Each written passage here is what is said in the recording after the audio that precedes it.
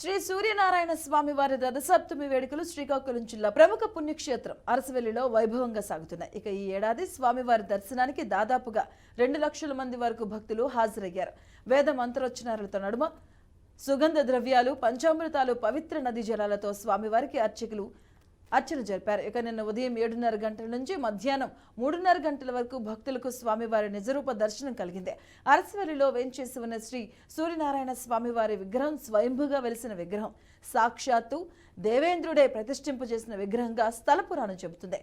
ఇక గర్భగుడిలో కొలువైన స్వామివారి విగ్రహం ఏకశాలిగ్రామ శిలతో అత్యంత సౌందర్యవంతంగా కనిపిస్తుంది. అనిరుడు రథసారథిగా ఉండగా 7 గుర్రాలతో కూడిన వైజయంతి రథంపై 2 చేతులు 2 పద్మాలు పట్టుకొని స్థానభంగిమలో నిలబడి స్వామివారు దర్శనమిస్తూ ఉంటారు.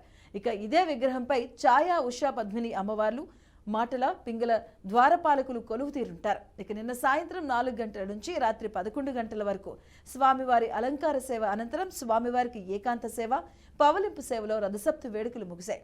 ఇక స్వామివారి దర్శనానికి వచ్చే భక్తుల సంఖ్య ఏ ఏటికి ఆ ఏడు క్రమేపీ పెరుగుతూ వస్తుంది. ఇక దేవాదాయ శాఖతో పాటు స్వచ్ఛంద సంస్థల సహకారంతో భక్తుల కోసం తాగునీరు, మజ్జిగ, చిన్నారులకు పాలు ఉచితంగా సరఫరా చేశారు.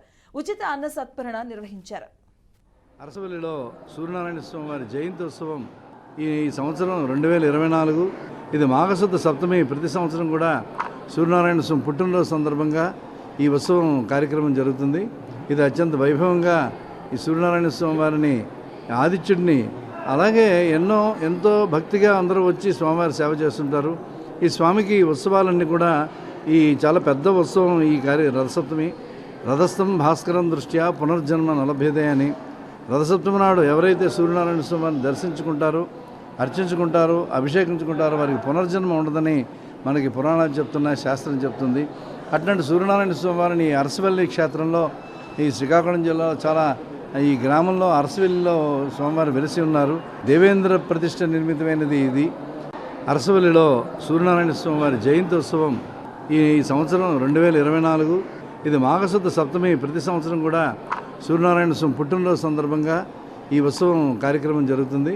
ఇది అత్యంత వైభవంగా ఈ సూర్యనారాయణ స్వామి వారిని, ఆదిత్యుడిని, అలాగే ఎంతో భక్తిగా అందరూ వచ్చి స్వామివారి సేవ చేస్తుంటారు. ఈ స్వామికి